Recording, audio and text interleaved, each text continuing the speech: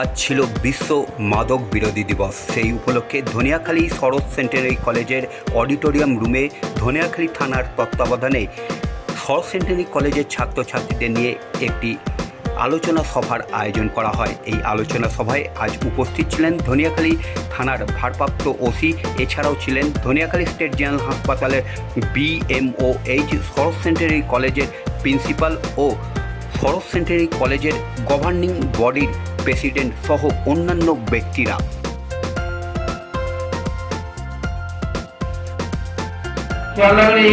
এই বয়সে কিন্তু আপনাদেরকে টার্গেট বেশি নেয় ফ্রন্টাররা, বিভিন্ন কাজের লোক দেখিয়ে বিভিন্ন লিঙ্ক পাঠিয়ে আপনাদের কাছে কিন্তু ফোন করে যে আপনি এই কাজ পাবেন, এটা দেন ওটা দেন, ওটিপি শেয়ার করুন, এইগুলো করে কিন্তু আপনাদেরকে ভ্রমিত করতে পারে বা আপনাদের কাছ থেকে বিভিন্ন ভাবে পয়সা লুটতে পারে বা আপনার পার্সোনাল ডাটা নিয়ে নিতে পারে।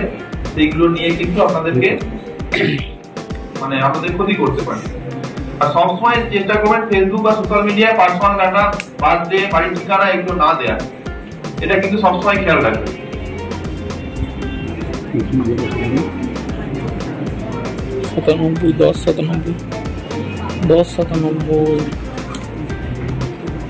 আরেকটা জিনিস, প্রক্সি ওয়েবসাইট দেখবেন, আপনি এসবিআই ক্লিক করছেন, যে বিভিন্ন বাধ্যতামূলক থাকে বিভিন্ন এসবিআই, যদি আপনার ব্যাংক থাকে বা কলেজের কোনো ওয়েবসাইট খুঁজছেন, সেখানে কোনো আপনি মেসেজ পাঠাবেন, দেখবেন মেসেজে ধরুন sbi.co.in, এটা ধরুন এসবিআই এর মেসেজ আপনার হচ্ছে এই ওয়েবসাইটটা আপনি খুঁজছেন বা ব্যবহার করবেন।